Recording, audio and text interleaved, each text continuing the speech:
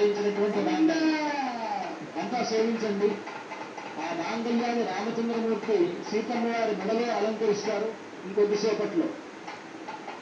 మన పద్ధతిలో దక్షిణ దేశంలో మాంగళ్య ధారణ అనేటువంటిది ముహూర్త సమయానికి జరుగుతుంది. తమిళనాడు ఆ ప్రాంతాలు.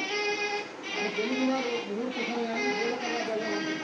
ఇవన్నీ కూడా మనలో కలిసిపోయి ఉన్నాయి. ఆచారాలన్నీ ఇవన్నీ మనకి రామచంద్రమూర్తికి ఆచారాలన్నింటితో పాటు జరిగేటువంటి గొప్ప కళ్యాణం. ఆ రామచంద్రమూర్తి సీతమ్మ వారి మెడలో ఆ మాంగళ్యాన్ని ధరింపజేసేటప్పుడు జగద్రక్షణ హేతున అంటారు. ఈ జగత్తుని మొత్తాన్ని కాపాడడం కోసమని సీతమ్మ వారితో ఆమెకు కళ్యాణం జరుగుతున్నది కనుక మాంగళ్య తంతునానేన జగద్రక్షణ హేతున కంఠేర్పయామి శుభది. ఇక్కడ మామూలుగా అందరూ కంఠే దగ్ధామి అని అంటారు, కంఠే అర్పయామి అని అంటారు. ఆ విధంగా చెప్పాలి మంత్రం.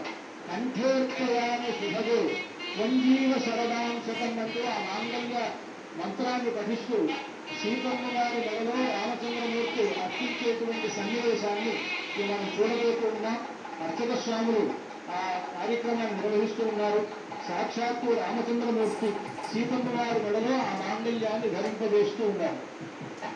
సుమంగళీర్తి మంత్రేణ శ్రీ సీతామహాలక్ష్మీదేవ్యాః కంఠే మంగళసూత్రం బధ్వా